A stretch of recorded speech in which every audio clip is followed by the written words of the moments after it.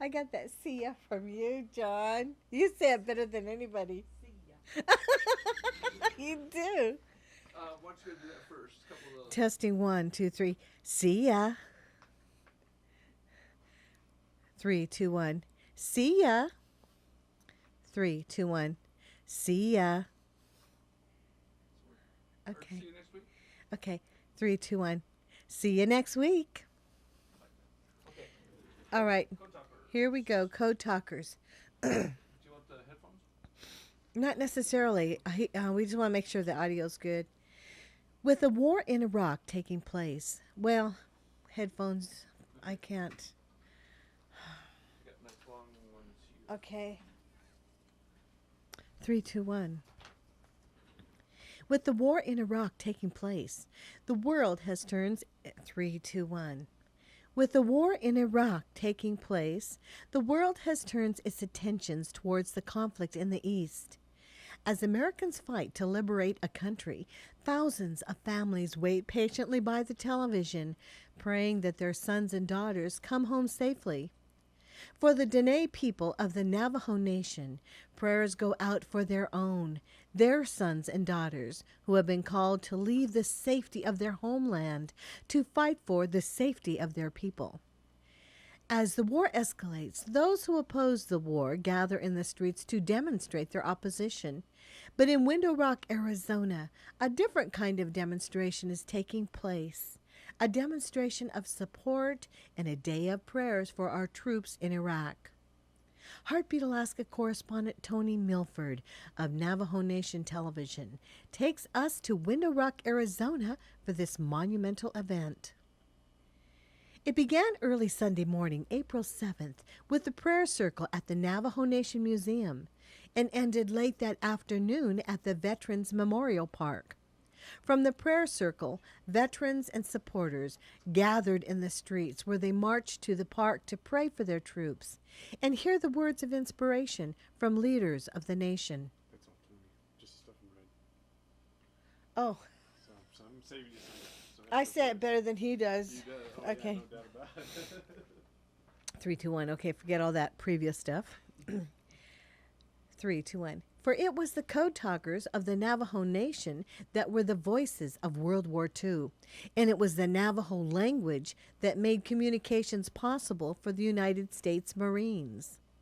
From 1942 to 1945, the Navajo code talkers were the communications link for the U.S. Marines, transmitting coded messages by phone and radio in their native language, a code that the Japanese never broke. Since the Navajo language, or Dene language, is an unwritten language of extreme complexity with different dialects, making it unintelligible to anyone without extensive exposure and training, it proved to be a language that was the foundation for an undecipherable code. But for the first attempt at creating an undecipherable code with only 26 Dene words proved to be immature. 3, 2, 1. But the first attempt at creating an undecipherable code with only 26 Dene words proved to be premature.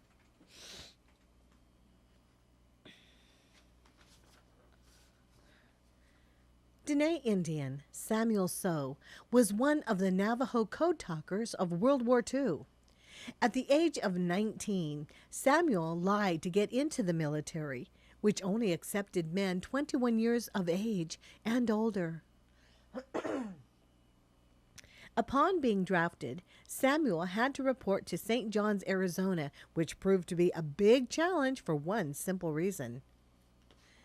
It wasn't long after that event that Samuel would find himself dodging bullets and crossfire in the North and South Pacific Islands, eventually finding himself in a foxhole on Iwo Jima. In fact, Samuel would be part of a monumental moment that would go down in the pages of history forever. Signing pictures and shaking hands is a common occurrence for Samuel these days. In fact, Mr. Sow travels the world sharing his experiences with others.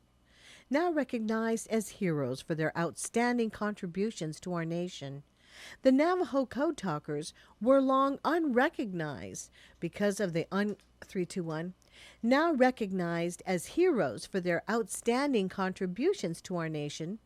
The Navajo code talkers were long unrecognized because of the classified nature of their code language. It wasn't until 1992 that the code talkers were honored at the Pentagon in Washington, D.C. For Samuel, it has been an experience that he is proud to have been part of and would gladly do it all again for reasons I think we can all understand. Boy, do I sound nasal. Oh man, where's my static at?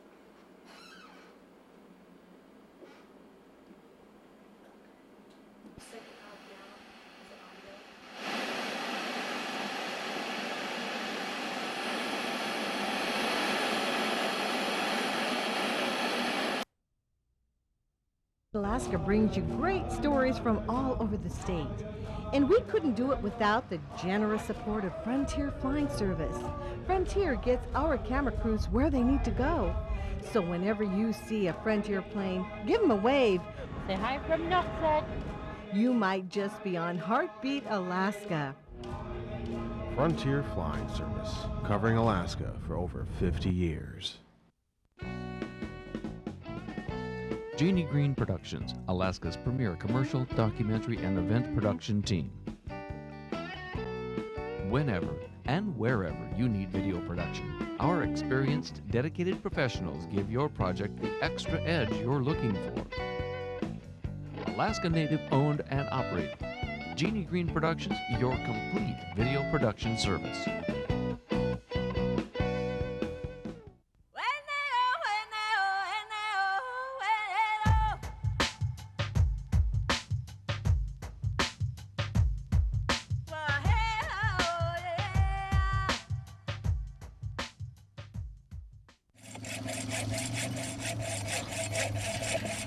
It's also through the passing down of tradition that Sam has learned how to carve ivory. Throughout the coastal communities of Alaska can be found some of the greatest ivory carvers in the world. Edwin Noongqook of Savoonga is one of those carvers that has built an outstanding reputation for himself through his artwork. I like the idea of using my culture in the artwork because it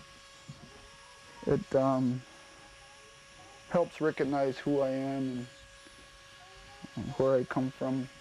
I've started when I was younger at school. I took some classes with Alexander Akia. And when I traveled over to Gamble and I'd run into Ron carving, it inspired me to carve something too. And I remember back when he asked me to carve a piece and I didn't know how to carve it, and he'd get me started on that, and I'd ended up finishing it. And I came back and carved 5 more the same way and kind of picked up from there. And I tried doing different things when I was first working on some human figures, and I thought I wouldn't do any faces, you know, and then I just grind it down anyways and carve it up a little bit, and then face would start to show, and as you're going, it would be finished. I'm doing an artwork about, I'm thinking of titling it Respect from a Hunter, and it's going to be a lifting of an elderly face, and it's going to be something about the lifting of a soul, something more in a respecting way. Our elders tell us about respect for the other animals that we hunt, and so I thought I'd do some artwork about that. I carved the bear at the tip of the tusk right here, and kind of twists up into a walrus, and then a whale, kind of twisted tail right there. And this is going to be a bearded seal. It kind of goes around the waist of the man that I'm going to be carving. And it's going to be stretched out as to where it's lifting an elderly face, and I'll carve up young man's face right there and kind of make this more of an elderly face where it has a ruff there. And so it's kind of going to show a little, it's going to represent a story of lifting of the soul of an elderly man, and it's going to show the respect for the animals. With the harvesting of the walrus, the hunter also takes the tusks of the great mammal. I'm going to be carving a whale on this side and probably a bear or something else on the other side, and he kind of liked the idea of having it out. And once I get it in there, it's going to be a nice looking tusk. But Those are male? yeah, these are male tusks. You can notice by the thickness and the length, and it's an adult male tusk, this one. And you could notice the difference between the female and the male by the thickness. And usually a bull is a lot bigger than female. And you could notice the When these difference tusks are between carved into artwork, female they can and bring a male high by price the in today's thickness. market. Sam is well on his way to joining the ranks of master carver. Thanks to those who taught Sam what he knows about carving and the dedication of the young people of rural Alaska, like Sam Otokiak, this tradition will be carried on into the future. Excuse me, we need to know who's gonna be there. Leave me alone! Okay, it may seem like I hate my parents, but what I'm really demonstrating is what a therapist would call asserting my individual identity. We need to know. It's none of your business! Sure, I say I want freedom, but without parental supervision, I'm much more likely to smoke pot and stuff. Oh, my parents, don't try to act like my friends. What I really need is parents. You're not leaving till you give us the details. Okay. Talk, no, ask. Parents, the anti-drug. Turn it up!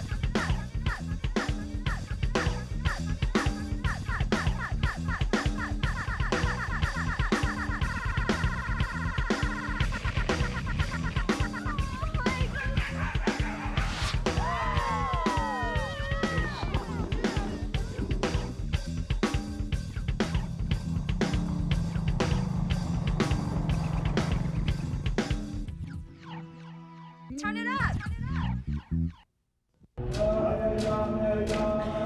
Each week, Heartbeat Alaska brings you great stories from all over the state. And we couldn't do it without the generous support of Frontier Flying Service. Frontier gets our camera crews where they need to go. So whenever you see a Frontier plane, give them a wave. Say hi from Noongqook. You might just be on Heartbeat Alaska. Frontier Flying Service, covering Alaska for over 50 years.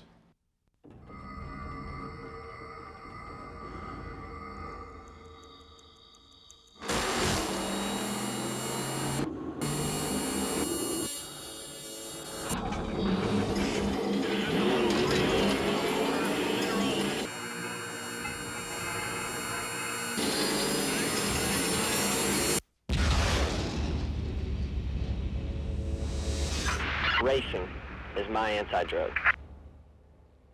For generations, the Yupik Eskimos of Nunivak Island have maintained the finest herd of reindeer anywhere in the world. The flavor and nutrition of these magnificent free-range deer is unmatched and is now available in commercial USDA-inspected lots. This is the only official outlet for authentic Nunivak reindeer meat. For more information or to place an order, contact Nunavut Reindeer and Seafood Products, Box 42, Mokoriak, Alaska 99630, or call 907-827-8015. Supplies are limited.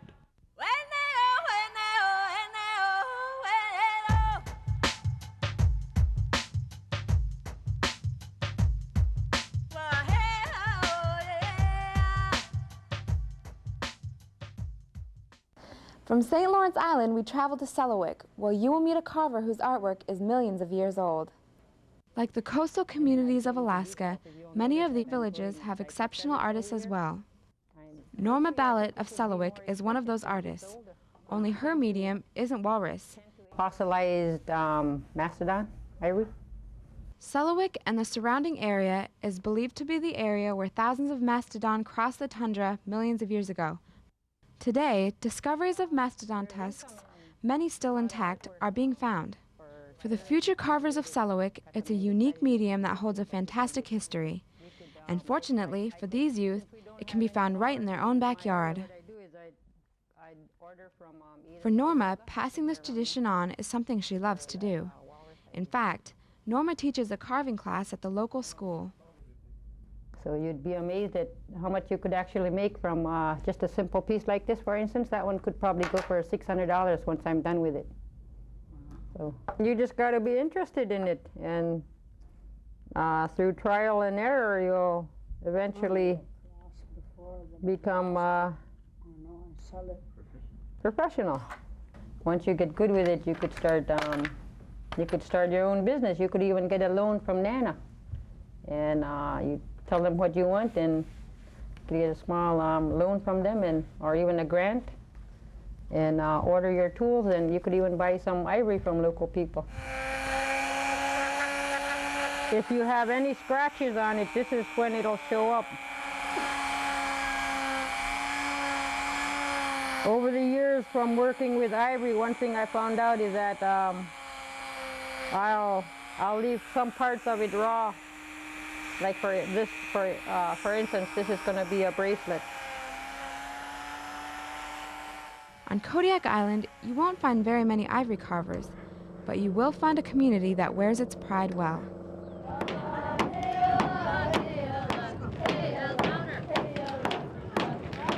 On the southeast coast of the island, on the shores of Sitkalitic Straits, sits the community of Old Harbor, home to the Alutiiq people of Kodiak Island.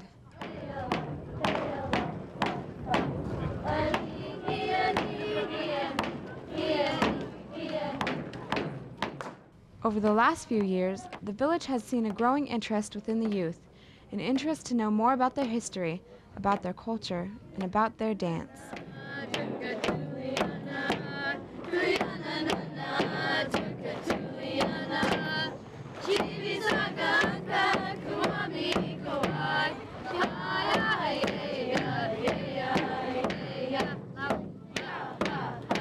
We started out with a group of 5 kids, and I tried to get kids to join, but they were kind of shy because they were like, oh, I don't want to wear that, or I don't want to dance because people might laugh at us. Well, the group that I started out with, I told them we're not doing it for people, we're doing it for ourselves, we're doing it for our parents, and we're doing it for our culture.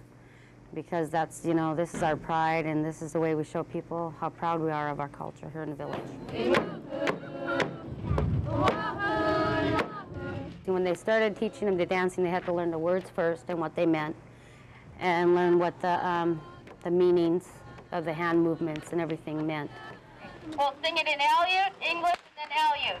The next song we're going to do is the Bashful Eyes, and this Bashful Eyes means it's an old traditional story where this chief from a village, you know, back then they said, okay, you're my daughter, you're going to marry this certain person from another village. Well, she was in love with another man.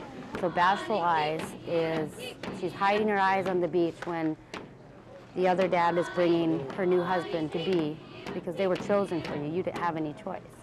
And she's hiding her eyes, and that's what Bashful Eyes is.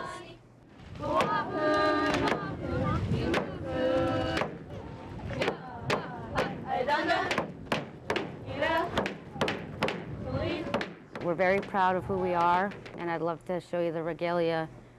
The top part that you see is the headpiece for a traditional native woman, and these symbols, the more beads you had, the more wealthy you were. And the traditional way, the Alutiiq way, is your eyes are covered. Women were never allowed to look up. You always had to be covered. You always had to look down. And like I said, let's say this headpiece, that would be a chief's wife because of all the design. They'd trade beads. They'd get the birds. Everything would be handmade. Everything would be traditional, made out of seal, sinew, ivory, whale, and the bird's beaks. But this is a traditional Alutiiq headpiece. And the regalia that she is wearing right now is a traditional woman's regalia, and the same meaning with the headpiece. The more beads, the more ivory, the more decorations you had, the wealthier you were. Made out of rabbit, fox, weasel. And the drums we have were made out of seal hide and the bark of the trees. And the strings would be made out of sinew. So everything was all natural. Nothing was wasted. The kids are real interested in it, and there's one thing that we push. They're not here to get paid for it. They're here because, like I said, for their pride, for their parents, and to honor our culture. Heartbeat wishes to thank Hagelin Aviation Services Incorporated for making our stories possible. We travel on Hagelin Aviation, and we thank you for choosing them too. Hagelin Aviation has been serving Alaskans in the bush for over 20 years. We fly Hagelins all the time. Operating with 29 aircraft at 8 stations across Alaska and servicing over 100 destinations daily. Hagelin Aviation, your ticket to ride in rural Alaska. Make contact. Make friends. Make fun. Plans. Trouble. Make a point. Make it happen. Make believe. Like good. Make new. Make clear. Make up your mind. Make peace. Make inroads. Right. Reference. Make change. Change. Make exception. Make hate. Make something. Make a stand. Make it happen. Make art. Make a difference. Make a difference. Make noise. Why is this happening? Me? What do they want from me? It's not fair. I need answers. Now I got a place to go. TeamCentral.net. When I feel trapped, I'm angry. I don't know the way out. Depressed. And I don't get why. Things are so messed up. TeamCentral.net helps. I can feel better. It's a website. It's a website. Created like by teens. For teens like me. With stories like mine. TeamCentral.net. Log on. Work it out. It's about not doing drugs. It's about knowing where you come from. What you do.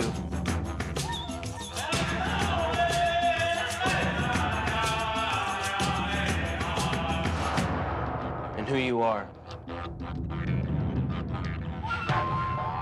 It's about not doing drugs.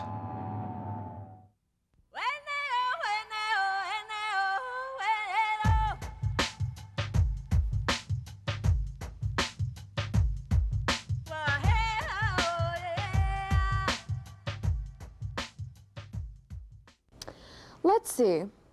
We took a look at our native dancing, our native foods, our native artwork. What's missing? Oh, yeah.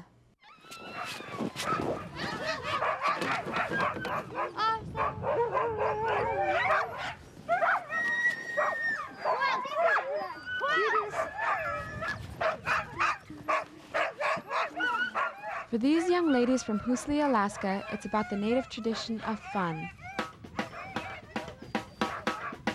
This is Mission Control. We have liftoff.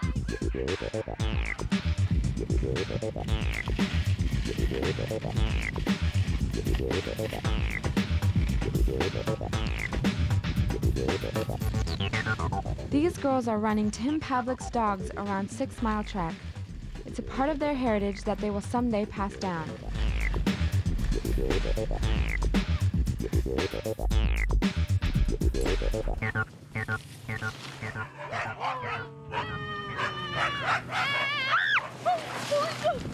Right now,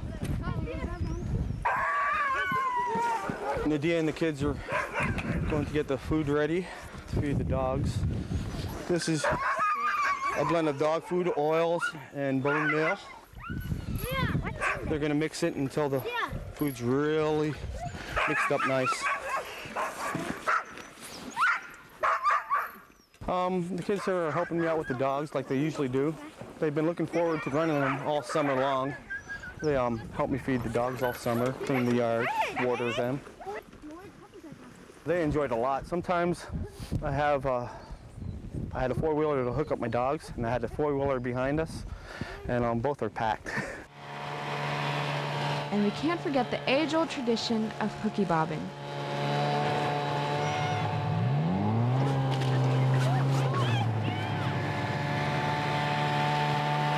It's almost like a kind of sport. Oh yeah, speaking of sports, nothing will make you sweat more than the tradition of competition.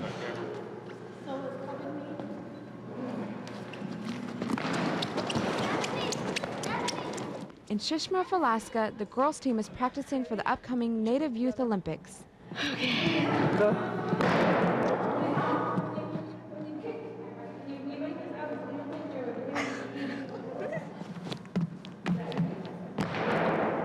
Irene Ahgupuk competes in a variety of events that range from scissors broad jump to the Alaskan high kick, while Nicole Turner specializes in the one-arm reach.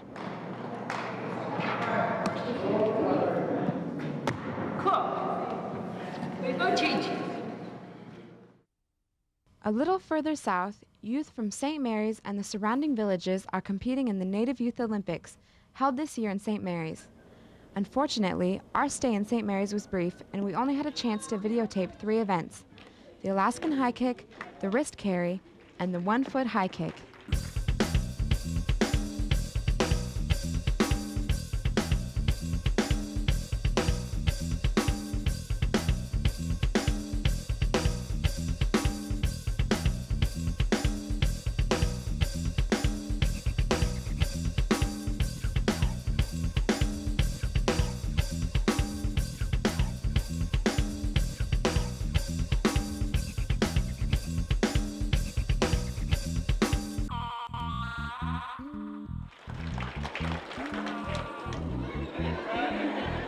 Some competitors couldn't even reach the ball with their hands, but with their feet, well, their feet were another story.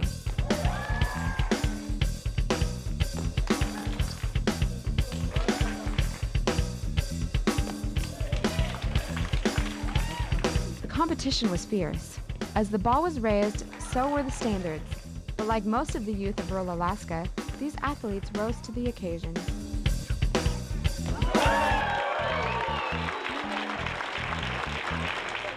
In the end, every one of these athletes was a winner. For when they display their talents and love for what they're doing, they carry on a tradition that survived for centuries.